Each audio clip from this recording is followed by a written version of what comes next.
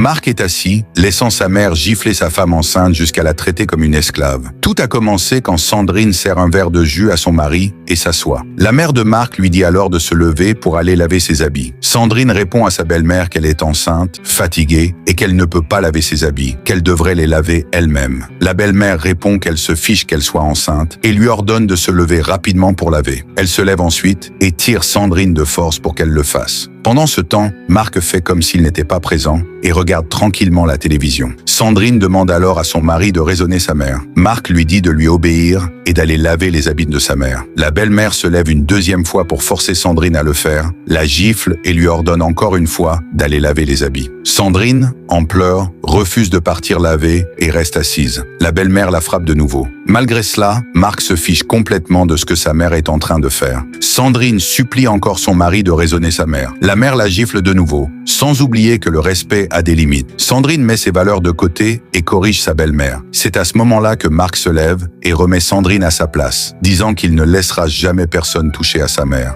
Sandrine, en colère, gifle son mari et sa belle-mère. Elle a décidé de ne plus se laisser faire. La belle-mère ordonne à son fils de remettre sa femme à sa place. Mais Sandrine gifle encore une fois sa belle-mère et son mari. La belle-mère demande alors à son fils de chasser sa femme enceinte de chez lui, sans savoir que la maison n'appartient pas à son fils, mais à sa femme. En réalité, c'est Sandrine qui prend son mari en charge. Marc ne peut rien faire. Sandrine dit à sa belle-mère que c'est elle qui nourrit son fils et lui donne même de l'argent pour acheter les habits qu'elle porte. Sandrine, vraiment en colère, ordonne à son mari et sa mère de quitter sa maison immédiatement. Marc supplie sa femme de ne pas faire ça. Sandrine lui dit de partir vite avant qu'elle n'appelle la police. Elle chasse sa belle-mère et son mari de chez elle. Selon vous, Sandrine a-t-elle raison de faire cela? Abonnez-vous et à la prochaine pour d'autres vidéos.